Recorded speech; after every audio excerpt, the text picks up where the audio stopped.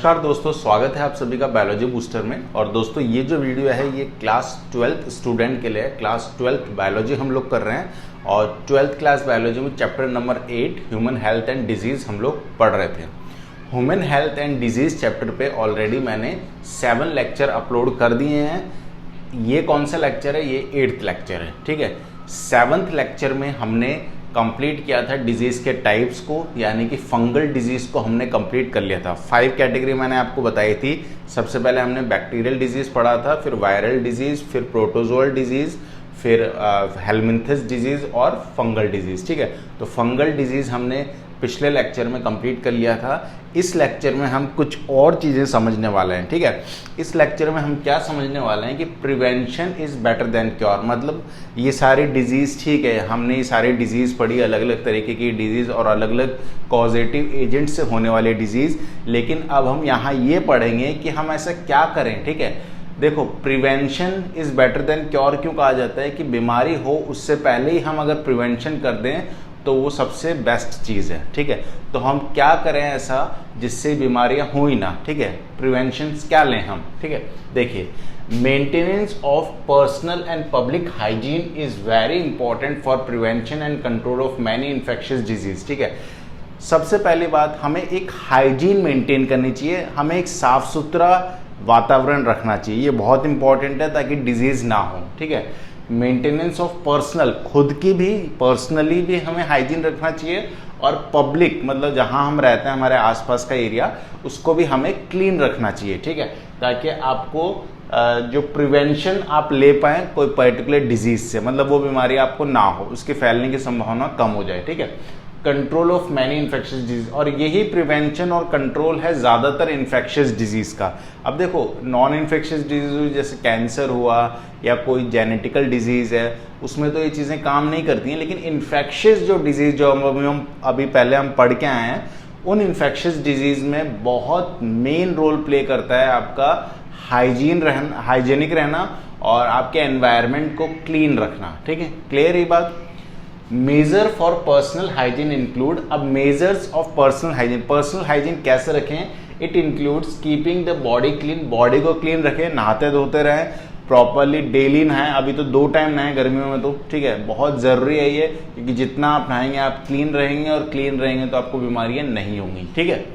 Consumption of clean drinking water से बहुत सारी बीमारियां होती हैं गंदे पानी से, इसलिए पानी हमेशा साफ इस्तेमाल करें दोस्तों। पानी हमेशा क्लीन पीना चाहिए, ठीक है। आरओ का पानी पिएं या फिर पानी को गर्म करके पिएं ताकि उसके कीटाणु मर जाएं। ये बहुत इंपॉर्टेंट है, गंदा पानी कभी भी ना पिएं, ठीक है। आप देखते होंगे स्टेशन वगैरह में जैसे हम बोतल खरीदते हैं पानी की, तो उसको हम जब पानी पी के फेंक देते हैं तो उसी बोतल को वो लोग दोबारा रीयूज़ कर लेते हैं, ठीक है। उसी में टूटी का पानी भर के आपको दे देते हैं। तो ये इन चीज़ों से बचें हमेशा। जब भी आप ऐसे जगहों पे जाते हैं, बाहर जब आप जाते हैं, तो ध्यान रखें कि पानी जो है, ठीक है, या तो घर से ही लेके जाएं, या फिर ले भी रहे हो तो किसी ब्रांडेड कंपनी बिस्लेरी वगैरह, या फिर कोशिश करें कि घर से ही पानी लेके जाएं, क्योंकि वहाँ पे कुछ भी ट्रस्टवर्दी नहीं है, ठीक है। आप पानी तो ले रहे हैं, लेकिन क्योंकि वो सील भी इस तरीके से करते हैं कि आपको पता ही नहीं पड़ेगा, ठीक है, कि ये पानी जो है ये इन्होंने नल से भर के दिया है कि कंपनी से पैक होके आया है, ठीक है। तो ये मोस्ट इम्पॉर्टेंट चीज़ है कि पानी क्लीन होना ज़रूरी है, ठीक है। फूड जो है वो हमारा क्लीन होना चाहिए, साफ खाना खाएं, अच्छा खाना खाएं, अच्छी ताज़ी सब्जियां खाएं, ठीक है, वेजिटेबल्स वगैरह ताज़ी खाएं, ठीक है। फ्रूट्स एक्सेट्रा, फ्रूट्स वेजिटेबल ये सारी चीज़ें हमें क्लीन यूज़ करनी चाहिए, गंदी यूज़ नहीं करनी चाहिए। बड़े शहरों में क्या होता है कि जो वेजिटेबल्स या फ्रूट्स वगैरह आते हैं गांव वगैरह से, वो काफ़ी दिनों तक वेयर हाउस वगैरह में रखे रहते हैं, और फिर उन्हीं को वो इस तरीके से इंजेक्शन देके या लाइटिंग वगैरह करके इस तरीके से आकर्षक बना देते हैं, ताकि देखने में तो वो आपको बहुत ताज़ा लगेंगी, लेकिन एक्चुअल में वो ताज़ा होती नहीं है, ठीक है। तो इसलिए कोशिश पूरी ये करें कि सब्जियां फ्रूट्स वगैरह हमेशा ताज़ा खाएं और क्लीन खाएं, अच्छा साफ सुथरा खाएं, ठीक है, ताकि आपको बीमारियां ना हो, ठीक है। ये हो गया। इसके बाद public hygiene includes proper disposal of waste. Public hygiene ये तो पर्सनल हाइजीन हो गया। पर्सनल हाइजीन में सारी चीज़ें आती हैं। हमने ऊपर डिस्कस किया ना कि पर्सनल हाइजीन और पब्लिक हाइजीन हमें रखना चाहिए। तो पर्सनल हाइजीन में ये सारी चीज़ें आ गई। पब्लिक हाइजीन में क्या आता है? Public hygiene includes proper disposal of waste and excreta. जो भी हमारा वेस्ट है, हमारा एक्सक्रीटा है, उसको हमें प्रॉपरली डिस्पोज करना चाहिए। उसको ऐसे खुले में, ये नहीं कि खुले में शौच करते हैं लोग, तो उससे कई बीमारियां पनपती हैं दोस्तों, ठीक है। इसलिए जो हमारे बॉडी का वेस्ट है या हमारे हाउस होल्ड जो वेस्ट होते हैं उनको हमें प्रॉपरली डिस्पोज करना चाहिए, ठीक है, ताकि कोई भी बीमारियां आप में ना पनपे। Periodic cleaning and disinfection of water reservoir. Water reservoir है, पॉन्ड्स है, चेस्टपोल है, टैंक्स है। वाटर रिजर्वर मतलब जहाँ पानी भरे रहते हैं, पूल्स वगैरह जो रहता है, पानी का जो स्रोत रहता है, पानी जहाँ इकट्ठा रहता है, ठीक है। चेस्टपोल भी वही होता है, एक छोटा सा गड्ढा टाइप जिसमें पानी वगैरह भरा रहता है, ठीक है। इस तरीके से आप कह सकते हैं। टैंक्स वगैरह आप जानते हैं। तो इन जगहों पे क्या होता है कि पानी अगर ज़्यादा इकट्ठा रहेगा, ठीक है, पानी रुका नहीं रहना चाहिए ज़्यादा टाइम तक। अगर पानी ज़्यादा टाइम तक रुका रहेगा तो वहाँ गंदगी बनेगी, और गंदगी बनने से क्या होगा, आप में बीमारियाँ होंगी, ठीक है। Observing standard practices of hygiene in public catering, ठीक है, और observing standard practices of hygiene in public catering, ठीक है। पब्लिक कैटरिंग जैसे शादी ब्याह वगैरह में भी वहाँ पे कोशिश करनी चाहिए कि पूरी प्रॉपर साफ सुथरा सिस्टम हो, ठीक है, क्योंकि अगर गंदगी वहाँ पे रहेगी, ठीक है, तो वो दिक्कत हो जाएगी। होटल्स वगैरह में आप जाते होंगे तो देखते होंगे, अच्छे होटल्स में तो फिर भी वो लोग ध्यान रखते हैं, लेकिन जो छोटी होटल्स होती हैं या सस्ती होटल्स होती हैं वहाँ पे क्या होता है कि वो गंदगी मतलब बहुत ज़्यादा रहती है, और वो खाने बनाने का और वो जो सिस्टम रहता है उनका वो हाइजेनिक नहीं रहता है, ठीक है। तो इन चीज़ों से बीमारियाँ फैलती, तो हमें इन चीज़ों का पूरा ध्यान रखना चाहिए कि ये चीज़ें क्लीन रहें, ठीक है। क्लियर ये बात, ठीक है। इसके बाद these measures are particularly essential where the infectious agents are transmitted through the food and water such as typhoid, amoebiasis, ascaris। ये मेजर जो हमने अभी ऊपर पढ़े ये बहुत ज़्यादा इम्पॉर्टेंट है ऐसी बीमारियों के अगेंस्ट लड़ने में जो इन्फेक्शियस है। अभी पहले बताया था इन्फेक्शियस डिजीज जैसे कि टाइफॉइड। टाइफॉइड क्या होता है? सैल्मोनेला टाइफिस होने वाली बीमारी है, पानी वगैरह से पनपता है, पानी गंदे खाने से, ठीक है। अमीबियोसिस हो सकता है, आप में अमीबियोसिस पढ़ के आए हैं हम, और एस्केरेसिस, ये सारी बीमारियां पानी और इन गंदी चीज़ों से पनपती है, या इनके कॉजेटिव एजेंट जो हैं इनसे एक तरीके से वेक्टर की तरह काम करती हैं ये चीज़ें, ठीक है, हमारी बॉडी तक ट्रांसमिट होने में, ठीक है, या हमारी बॉडी में फैलने में, ठीक है।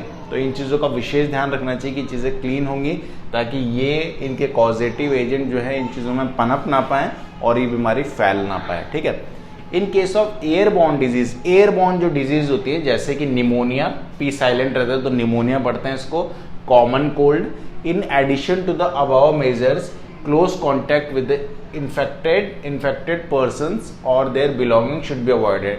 देखो एयरबोर्न डिजीज के केस में क्या करना चाहिए कि ये मेजर तो हमें लेना ही है कि साफ सुथरा रहना है, एनवायरनमेंट को क्लीन रखना है, लेकिन इसके अलावा हमें उस इंसान से जिसको बीमारी है उससे क्लोज कांटेक्ट हमारा नहीं होना चाहिए, उसके ज़्यादा नज़दीक ना जाएं, उसके जो बिलोंगिंग्स हैं मतलब जो उसके कपड़े हैं या उसके जो टॉवल्स वगैरह है उसको यूज़ ना करें, उसको अवॉइड करें ताकि आपको ये बीमारी ना हो, ठीक है।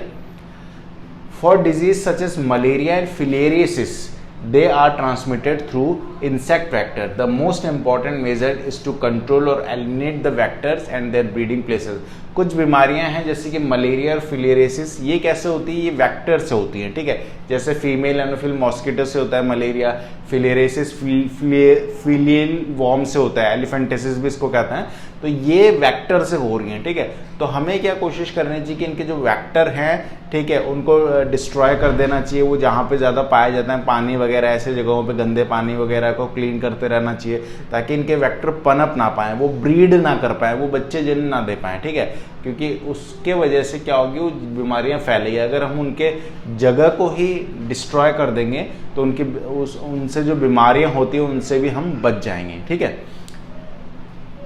This can be achieved by avoiding stagnation of water in and around residential area, regular cleaning of household cooler, use of mosquito nets including fishes like Gambusia in ponds that feed on mosquito larvae, spraying of insecticides in ditches, drainage areas, swamps etc. Ditches मतलब खाई, अब यहाँ पे वो खाई नहीं है पहाड़ों वाली खाई, खाई मतलब कोई ऐसा गड्ढा सा हो थोड़ा सा, ठीक है, मतलब खाई टाइप से थोड़ा गड्ढा सा हो कि जहाँ पे कूड़ा कचरा भरा हुआ हो, ठीक है। ड्रेनेज एरिया मतलब पानी निकलने का जो एरिया रहता है वो स्वैम्स मतलब दलदल, ठीक है। तो यहाँ पे ये क्या बताया इन्होंने कि इन बीमारियों के लिए हम मतलब ठीक है, हमने यहाँ पे ये पढ़ा कि वेक्टर्स जो है उनको या उनके ब्रीडिंग प्लेसेस को हमें नष्ट कर देना चाहिए, लेकिन वो करेंगे कैसे? कैसे होगा कि स्टैग्नेशन ऑफ वाटर, स्टैग्नेशन मतलब ठहरने ना दें पानी को, ठीक है। पानी को चेंज करते रहें, कूलर वगैरह के पानी को चेंज करते रहें, उसके नेट वगैरह को चेंज करते रहें, ठीक है। इसके अलावा जो आपके जैसे एक फिश है, ये बहुत इंपॉर्टेंट है, याद रखना, गैम्बूसिया एक फिश होती है, ये फ्रेश वाटर में पाई जाती है, ठीक है।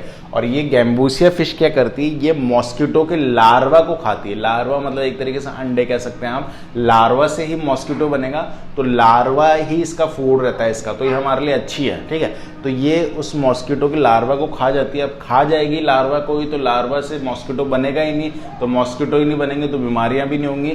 तो ये ऐसी मछलियों को भी आप उस पानी में छोड़ सकते हैं जहाँ पे आपको लगता है कि मॉस्किटो वगैरह ज़्यादा पनपते हैं यहाँ, ठीक है। तो ये एक अच्छा मेजर है। इसके अलावा जो आपके इंसेक्टिसाइड्स वगैरह स्प्रे कर सकते हैं हम, इंसेक्ट को किल करने के लिए इंसेक्टिसाइड्स वगैरह यूज़ किए जाते हैं डिचेज में या ड्रेनेज एरिया, स्वैम्प्स वगैरह, जो भी गंदगी वाले एरिया या जहाँ पानी वगैरह का पासेस ज़्यादा रहता है या कूड़ा कचरा ज़्यादा रहता है, वहाँ पर इंसेक्टिसाइड्स के स्प्रे हम कर सकते हैं, ताकि इन बीमारियों से जो पॉजिटिव एजेंट रहते हैं, मतलब इनके या जो वेक्टर रहते हैं, वो वहीं मर जाएँ और वो उस बीमारी को दूसरी जगह फैला ना पाएँ, ठीक है। क्लियर है ये बात? चलिए दोस्तों, तो कुछ और चीज़ें समझते हैं कि कैसे हम प्रॉपर प्रिकॉशन ले सकते हैं ताकि हमें इन्फेक्शियस डिजीज ना हो। In addition, doors and window should be provided with wire mesh to prevent the entry of mosquito. देखो आपने देखा होगा कि वैसे तो हमें मॉस्किटो कॉइल्स वगैरह ये सारी चीज़ें यूज़ करनी चाहिए ताकि मॉस्किटो जो है हमें काट ना पाए, लेकिन फिर भी डोर्स वगैरह जो रहते हैं उन पे मैश होनी चाहिए। आपने देखा होगा जाली वाले जो गेट रहते हैं या जाली वाली जो खिड़कियाँ रहती हैं वो बहुत ज़रूरी रहती हैं ताकि मॉस्किटो जो है अंदर ना आ पाए, ठीक है। एयर तो अंदर आए, लाइट अंदर आए, लेकिन मॉस्किटो अंदर ना आ पाए, क्योंकि वो बहुत छोटी छोटी जालियाँ रहती हैं, ठीक है। तो वो हमें यूज़ करनी चाहिए ताकि इन चीज़ों से हम बच सकें, ठीक है। Such precautions have become all the more important, especially in the light of recent widespread incidences of the vector-borne Aedes mosquito, tiger diseases like dengue and chikungunya in many parts of India. ये precautions मतलब इस तरीके के precautions mosquito को मारने के या उस मॉस्किटो को घर में एंटर ना होने देने के प्रिकॉशंस और ज़्यादा ज़रूरी हो गए हैं अभी के सिनेरियो को देखते हुए। अभी के सिनेरियो जैसे कि चिकनगुनिया बहुत ज़्यादा स्प्रेड हुआ था इंडिया में, ठीक है, और वेक्टर बॉर्न है ये, ठीक है। किससे होता है? मॉस्किटो से। कौन सा मॉस्किटो? एडिस मॉस्किटो, फीमेल ही है भी। एडिस मॉस्किटो से होता है, इसको टाइगर मॉस्किटो भी कहते हैं, ठीक है। इस एडिस मॉस्किटो को, एडिस इजिप्टी है इसका पूरा नाम, एडिस इजिप्टी, यहाँ पे शॉर्ट में एडिस मॉस्किटो बोल दिया। एडिस इजिप्टी से होता है आपका ये डेंगू, ठीक है। और डेंगू एक ऐसी डिजीज़ है जिसमें प्रॉपर ट्रीटमेंट नहीं है अभी भी, ठीक है। डेंगू में इंसान मर भी जाता है। डेंगू के केस में क्या करता है डॉक्टर? अल्टरनेट मतलब बॉडी के टेम्परेचर को कम करने की दवाई या फिर पैरासीटामोल या फिर इस तरीके से मतलब आपको फीवर ना है, एंटीबायोटिक, ये सारी चीज़ें दे के उसके बॉडी को नॉर्मल करने की कोशिश करता है। वाटर चीज़ें ज़्यादा दी जाती है, वाटर वाली चीज़ें, लिक्विड फ्लूइड वगैरह उसको ज़्यादा दिया जाता है पेशेंट को, ठीक है। तो इस तरीके से डॉक्टर ट्रीटमेंट करता है, लेकिन प्रॉपर जो इलाज होता है ना वो अभी भी डेंगू का नहीं है। जैसे मलेरिया होता है तो मलेरिया में तो हम कुनीन दे देते हैं, तो कुनीन से पूरा जड़ से खत्म हो जाता है मलेरिया, ठीक है। लेकिन अभी भी आपका जो डेंगू है उसका इलाज नहीं है, ठीक है। तो अल्टरनेट तरीके से उसका ट्रीटमेंट डॉक्टर करता है, तो उसमें चांसेस रहता है कि इंसान मर भी सकता है, ठीक है। तो खतरनाक बीमारी है डेंगू। चिकनगुनिया भी मॉस्किटो बॉर्न डिजीज ही है, ठीक है। और इसमें क्या होता है? फीवर आता है, इसमें हेडेक होता है चिकनगुनिया में, ठीक है। तो ये सारी डिजीज़ अभी बहुत ज़्यादा स्प्रेड हुई थी इंडिया में। इसके वजह से किसके वजह से होती हैं? वेक्टर्स की वजह से। वेक्टर मतलब मॉस्किटो वगैरह की वजह से, मक्खी मच्छर की वजह से। तो इनसे हमें सुरक्षित रहना चाहिए, ठीक है, या अवॉइड करना चाहिए गंदगी को, ताकि ये चीज़ें ना पनप पाए, ठीक है। अब देखो, ये तो हमने समझ लिया कि प्रिकॉशन क्या क्या ले सकते हैं। अब देखो, पहले के दौर में अगर हम 1950 देखें या उससे पहले का टाइम देखें तो मृत्यु दर, ठीक है, अभी ऑब्वियस से बात है कि जन दर ज़्यादा हो गया इसलिए पॉपुलेशन आपको ज़्यादा लगती है, लेकिन मृत्यु दर बहुत बेटर हुआ है पहले से, ठीक है। पहले जो डेथ रेट थी वो बहुत ज़्यादा हुआ करती थी, मॉर्टिलिटी रेट बहुत ज़्यादा थी, किसी को भी कोई छोटी सी बीमारी हो गई तो मर जाता था। लेकिन अब ऐसा नहीं है, आपको बहुत सीवियर केस है तो ही वो डिजीज से मरता है। ठीक है, क्लियर है बात, क्योंकि अधिकांश बीमारियों के इलाज है। ऐसा क्यों हो पाया?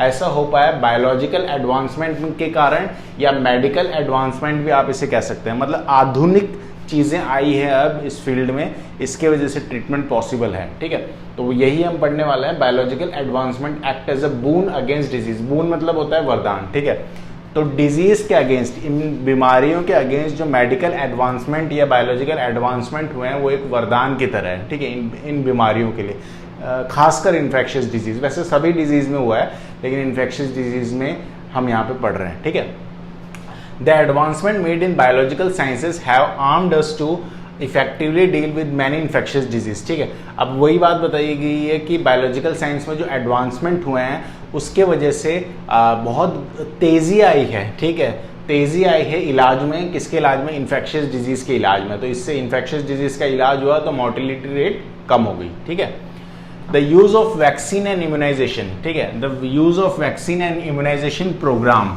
ठीक है, have enabled us to completely eradicate a deadly disease like smallpox। eradicate मतलब होता है जड़ से खत्म कर देना। ठीक है, smallpox होता है चेचक, चेचक होता है ना, चेचक आपने छोटी माता को कहते हैं चेचक। ठीक है, तो स्मॉल पॉक्स, चिकन पॉक्स एक ऐसी डिजीज है जो लाइफ में एक ही बार होती है दोस्तों। ठीक है, अगर ये एक बार हो जाती है तो दोबारा नहीं हो सकती। क्यों नहीं हो सकती? क्योंकि जब एक बार हो जाती है तो आपकी बॉडी एंटीबॉडीज बना लेती है उस डिजीज के अगेंस्ट, और लाइफ टाइम वो एंटीबॉडी आपकी बॉडी में रहती है, तो दोबारा वो बीमारी नहीं हो सकती। आप में से अगर किसी को चिकन पॉक्स या स्मॉल पॉक्स हुआ था तो उसको दोबारा नहीं होगा। ठीक है, लेकिन कमाल की बात है कि स्मॉल पॉक्स बीमारी को तो अब हम जड़ से ही खत्म कर चुके हैं। मतलब इस दुनिया में अब कोई पेशेंट नहीं है स्मॉल पॉक्स का, इसे हमने जड़ से खत्म कर दिया इसका वैक्सीन दे देके। ठीक है, अब ये वैक्सीन दे देते हैं, किसके थ्रू देते हैं? इम्यूनाइजेशन प्रोग्राम के थ्रू। मतलब वैक्सीन देने का जो प्रोसेस होता है ना, उसी को इम्यूनाइजेशन प्रोग्राम्स कहते हैं। सिंपल सी बात है। ठीक है, कोई डिजीज़ है, मान लीजिए यही ले लेते हैं स्मॉल पॉक्स, इसमें हमें क्या करना है कि उस इंसान को जो है सही करना है। ठीक है, तो हम वैक्सीन देने का जो प्रोसेस है ना, उसी को इम्यूनाइजेशन प्रोग्राम कहते हैं। अब ये वैक्सीन होती क्या है? वैक्सीन को हिंदी में क्या कहते हैं? टीका। ठीक है, वो तो हमें पता है, टीका होता है हिंदी में, इसको टीका कहते हैं। लेकिन वैक्सीन होता क्या है? देखो, वैक्सीन एक्चुअल में उस डिजीज के वायरस का ही डेड फॉर्म है। समझ रहे हैं आप? यानी कि स्मॉल पॉक्स जो है स्मॉल पॉक्स वायरस से होता है। ठीक है, तो स्मॉल पॉक्स वायरस, देखो समझो इस चीज़ को अच्छे से। मान लीजिए मैं हूँ, ठीक है, मेरे अंदर स्मॉल पॉक्स का वायरस आया और मुझे स्मॉल पॉक्स हो गया। ठीक है, उसके बाद क्या हुआ? मैं ठीक हो गया क्योंकि मेरे अंदर एंटीबॉडीज बन गई स्मॉल पॉक्स के अगेंस्ट। लड़ाई हुई ना स्मॉल पॉक्स के वायरस में और मेरी बॉडी के जो एंटीबॉडीज उनके बीच में, और मेरी बॉडी के एंटीबॉडीज ने स्मॉल पॉक्स के वायरस को ख़त्म कर दिया और वो पूरे ब्लड में फैल गए। मतलब पूरे ब्लड में एक फौज, एक सेना तैयार है, एक पूरे एंटीबॉडी का सिस्टम है जो स्मॉल पॉक्स के लिए हमेशा मौजूद रहेगा मेरे खून में, मेरे ब्लड में। ठीक है, दोबारा लाइफ में कभी स्मॉल पॉक्स का अगर मुझे इन्फेक्शन होता है, मतलब स्मॉल पॉक्स का वायरस अगर बॉडी में आता है, तो कोई दिक्कत वाली बात नहीं, क्योंकि मेरी बॉडी में ऑलरेडी पूरी की पूरी एक फौज, एक सेना तैयार है एंटीबॉडीज़ की, जो कि स्मॉल पॉक्स वायरस को किल कर देंगी। तो जब किल कर देंगी तो मेरी बॉडी में स्मॉल पॉक्स नहीं होगा, मुझे, मैं अफेक्ट नहीं होऊंगा। ठीक है, समझ पाए इस बात को आप? ये तो होता है कि नॉर्मल इन्फेक्शन के केस में।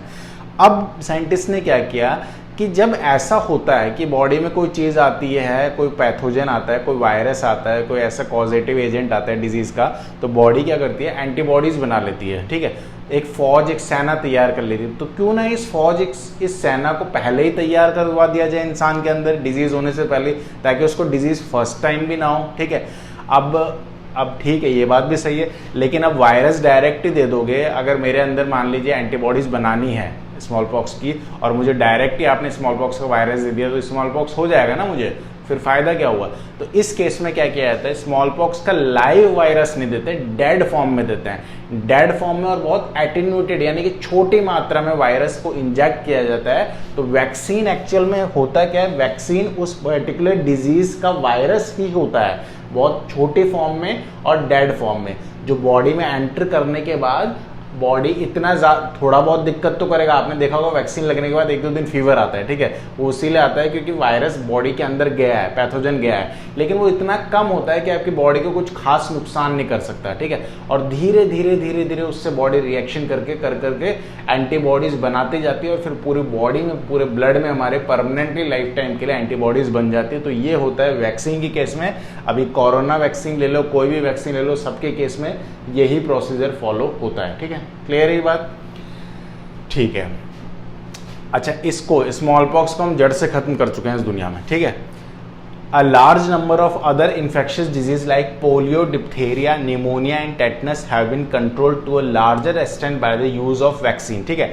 मतलब इन बीमारियों को भी, पोलियो, डिप्थेरिया, निमोनिया, टेटनस, इनको भी हम काफ़ी लार्ज एक्सटेंट तक कंट्रोल कर पाए हैं वैक्सीन की मदद से, ठीक है। देखो, पोलियो 2 बूंद जिंदगी की, ठीक है। पोलियो से इंडिया तो फ्री है, इंडिया में पेशेंट नहीं है पोलियो के। हमने वैक्सीन दे के, ड्रॉप दे के, पोलियो की ड्रॉप दे के पूरी तरीके से इंडिया को एक तरीके से पोलियो मुक्त कर दिया है। लेकिन अभी भी कुछ देशों, भूखे नंगे देश जैसे कि पाकिस्तान वगैरह में हो सकता है पोलियो के पेशेंट हों अभी भी, ठीक है। तो पूरा इरेडिकेट पूरी दुनिया से तो नहीं हुआ है, लेकिन हाँ, इंडिया से इरेडिकेट ये हो गया है, ठीक है। स्मॉल पॉक्स पूरी दुनिया से इरेडिकेट हो चुका है, ठीक है। अच्छा, पोलियो में होता क्या है? पोलियो वायरस से होता है और पोलियो में क्या होता है? विकलांग हो जाता है इंसान, ठीक है। हाथ पांव मुड़ जाएंगे उसके, इस तरीके से हो जाता है और आजीवन वैसा ही रहता है। तो बचपन में ही अगर वैक्सीनेशन कर दिया जाए तो पोलियो उस इंसान को नहीं हुआ, ठीक है। डिप्थेरिया क्या है? एक बैक्टीरिया से होने वाली बीमारी है जिसमें क्या होता है, आपके गले में, थ्रॉट वगैरह में एक लेयर से जम जाती है ब्लैक से, जिससे ब्रीदिंग प्रॉब्लम होने लग जाती है, नोज और थ्रॉट में ये इन्फेक्शन करता है, ठीक है। बैक्टीरियल डिजीज है। निमोनिया भी बैक्टीरियल डिजीज है, जो आपके एल्वुलाई, जो लंग्स होते हैं, उसमें जाके पस भर देता है, मरे हुए WBC और पस वहां जाके भर जाता है, तो इंसान को सांस लेने में दिक्कत आती है क्योंकि उन एल्वुलाई में हवा भरने की जगह नहीं बच पाती, क्योंकि उसमें लिक्विड सा भर जाता है। तो हवा जब उसमें जा नहीं पाएगी, हवा अंदर जा नहीं पाएगी, तो इंसान की सांस फूलने लगती है, ठीक है। तो ये होता है निमोनिया में, ये भी बैक्टीरियल डिजीज है, ठीक है। स्टेप्टोकोकस निमोनिया से होता है और एक क्लॉस्ट्रिडियम टेटेनाई से होता है, ये भी एक बैक्टीरियल डिजीज है, बैक्टीरिया से होता है। टेटनस, इसमें क्या होता है? लॉक्ड जॉ, ठीक है। मतलब जॉ आपके लॉक्ड हो जाएंगे, ऐसे ये जो आपके जबड़े हैं ना, ये हिल नहीं पाएंगे, मसल्स वगैरह में थोड़ा अकड़न आ जाती है, ठीक है। मानसिक रूप से भी थोड़ा सा दिक्कत होने लग जाती है, ठीक है। ये सारी चीज़ें होती है टेटनस में। तो इन चीज़ों को, इन डिजीज को पूरा तो ख़त्म नहीं कर पाया, लेकिन काफ़ी हद तक हमने इसको कंट्रोल कर लिया है वैक्सीन की मदद से, ठीक है। Biotechnology is the verge of making available newer and safer vaccine. Biotechnology बहुत इंपॉर्टेंट है।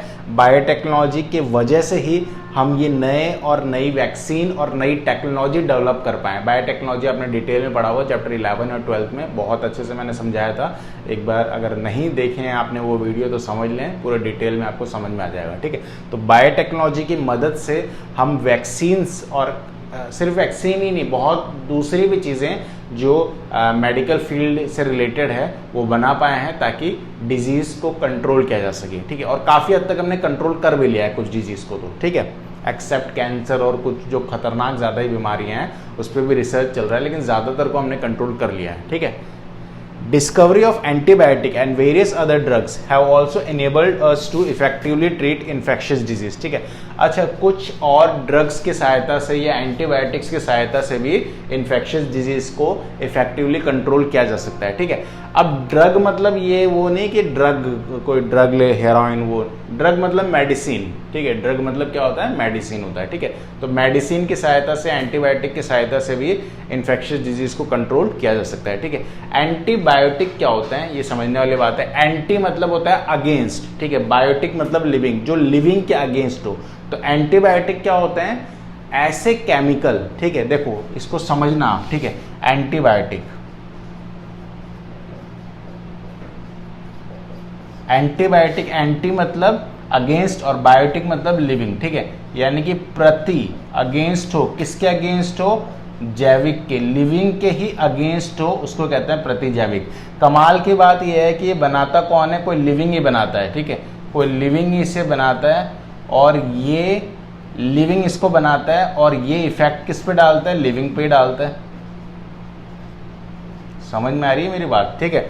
देखो, एंटीबायोटिक बनाता कौन है? कोई लिविंग जो होगा, कोई बैक्टीरिया होगा, वही एंटीबायोटिक बनाएगा, वही रिलीज करेगा एंटीबायोटिक को केमिकल के फॉर्म में, ठीक है। लैब वगैरह में इसको बनाया जाता है और एंटीबायोटिक, अच्छा ये एंटीबायोटिक ऐसे होते हैं जो लैब में नहीं बनते, ये एंटीबायोटिक होते हैं जो लिविंग बनाता है सेल्स के अंदर ही, ठीक है। क्लियर ये बात? कौन से सेल्स? बैक्टीरियल सेल्स बनाते हैं इनको, ठीक है।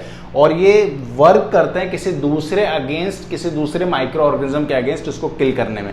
कोई माइक्रो ऑर्गेनिज्म से कोई बीमारी हो रही है तो उसको किल करने के लिए एंटीबायोटिक का इस्तेमाल किया जाता है, ठीक है। इसमें याद रखने वाली बात यह है कि बैक्टीरिया भी एंटीबायोटिक बना सकता है, मतलब बैक्टीरिया से भी एंटीबायोटिक बनाए जाते हैं, और ये आपके फंगी से भी बनाए जाते हैं। किससे बनाए जाते हैं?